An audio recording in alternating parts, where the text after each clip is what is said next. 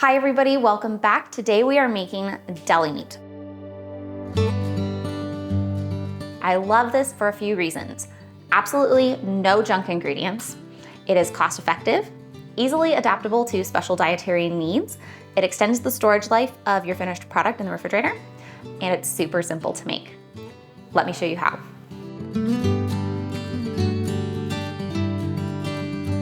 My family loves oven roasted chicken breast, so that's what I'm making today. I've got some defrosted chicken breast, and then the ingredients that I use for the marinade or the cure are salt, garlic, and honey, but you can definitely change those to suit your dietary preferences. Salt is a requirement. You're going to need that to help give it that longer shelf life. It also changes the texture a little bit after it has gone through its marinating cure with the salt. So if you do have strict dietary restrictions, definitely just do the salt and you can leave everything else out. If you want to try different flavors, switch them up, absolutely. You're gonna do 1 part salt, 1 part spices, 2 parts of your honey. So for today, I'm using 1 tablespoon salt, 1 tablespoon garlic powder, 2 tablespoons of a thyme-infused honey. First thing, let's go ahead and mix our cure ingredients together. No particular order, we'll just mix them all up and set them to the side.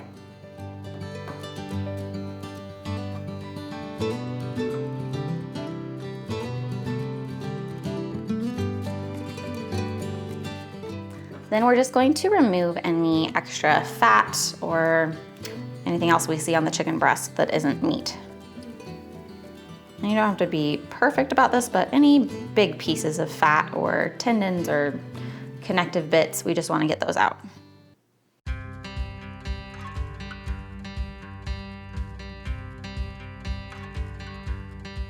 Now we're just going to rub the breasts with this cure mixture.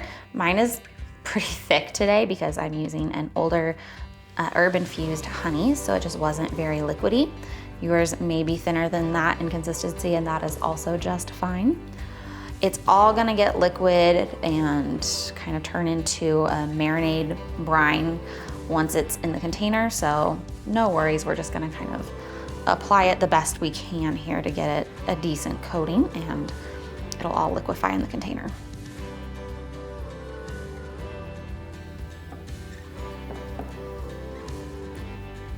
This is a little bit more than I really probably need for this amount of chicken. But also totally fine, but I probably could have squeezed 1 more breast in here because this one is really small. But that's it. We're just coated like that, and we're gonna stick this in a Tupperware. I prefer using glass containers, but you can also use plastic, probably not metal or a reactive. But there we go. Now we're just gonna stick this in the fridge for 2 to 3 days. You can check on it and move things around, make sure everything's getting marinated really nice. After 2 to 3 days, we'll be back for the next step.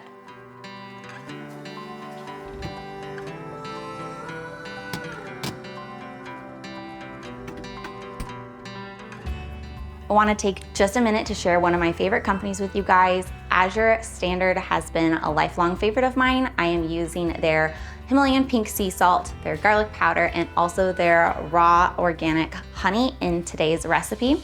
They are phenomenal. It's super easy to order through them, and I absolutely love their mission statement. They are dedicated to making healthier foods available for all. So definitely check them out. I'll put a link in the description and up in the corner somewhere here.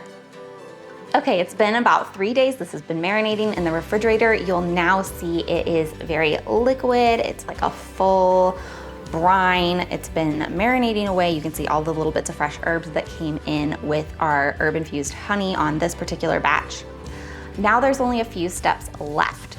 I used to do a soaking step, and I don't really anymore because I feel like it just washes out the flavor too much. But it does give you a more moist finished product. So I'm going to include that as an optional step. You can try both variations and see what you prefer. If you want to soak your meat, you're going to go ahead and drain off this liquid and soak it in cold water for 30 minutes for every day that it was in the refrigerator. If you don't want to do the soaking step, you're gonna just drain this off, rinse it, pat it dry, and get it in the oven. Now we just need to get this patted dry on some kind of a baking dish and popped into the oven. So you could use paper towels if you want. I'm not a real big paper towel person, so I always use just some kind of non-linty kitchen cloth, a tea towel, a cloth napkin, something that won't impart fuzzies to your meat.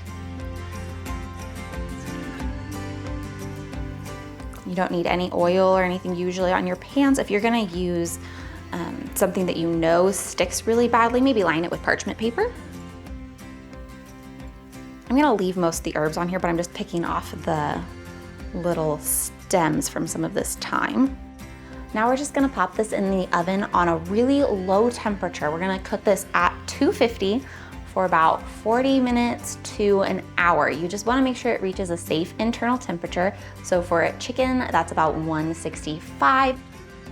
While we're waiting on that, I wanted to go ahead and mention that this general principle will apply well to other cuts of meat as well. So I've done this with loins, rabbit breast, other things like that that are very lean, similar to a chicken breast, will work really well in this recipe. So definitely feel free to experiment with different meats and different spices. Just make sure that whatever you are working with, you cook it to that meat's specific safe internal temperature. One of the keys to getting those nice thin deli-style slices is to let this be all the way cool before we start slicing. So we're gonna stick this in the fridge for about an hour or more, and then we'll be back. Once our meat is all the way cooled down, it's time to slice.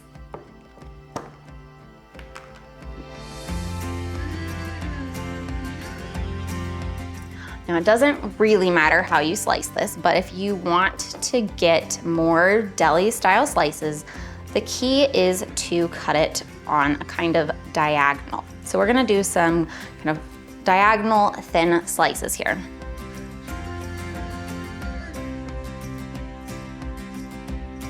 Use the sharpest knife that you have available and make as thin a slices as you want or are capable of making.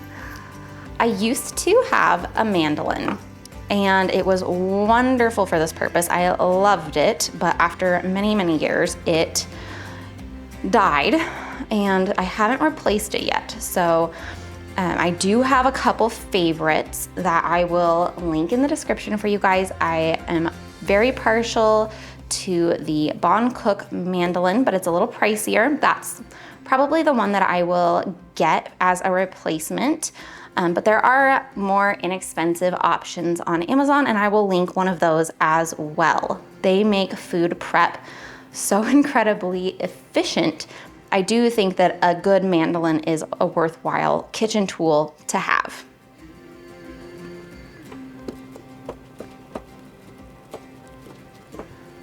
I want to show you the difference between a batch that was soaked and the batch we just did that was not. I don't know how well this will translate to camera, but I'm going to try because there is a big difference.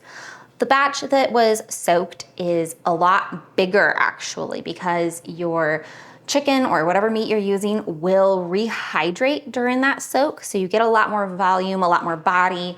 It's moist and just a really different, it's a softer, more supple texture.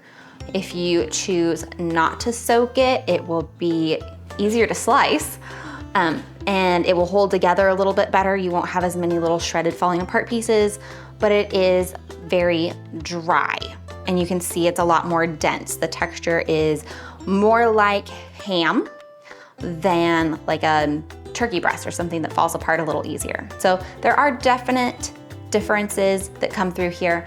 The batch that was soaked is a lot more mild flavor as well, which is why, like I said earlier, I've been choosing to typically not soak anymore because I compensate with a lot of mayonnaise or butter on my sandwiches, and I prefer to have that intense flavor and meat that holds together a little bit better during slicing. Never hurt either.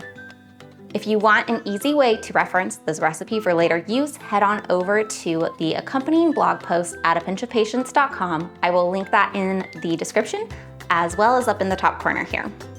There's not a ton on the website yet except for the blog, but I am working on some fun new things, so make sure while you're there that you sign up for the newsletter so that you are the first to know about anything new. Thank you for watching. I hope you enjoyed. If you did, a few ways that you can really help support this channel are to just take a little bit of time to complete those actions. The engagement really helps. So like the video, subscribe if you have not already, and share this video with a friend that you think would enjoy it. If you have already subscribed, thank you so much for being a part of this community. I have had an absolute blast sharing and learning and growing with you all the last few months. As always, I hope this video finds you well. Thanks again so much, and I'll see you next time.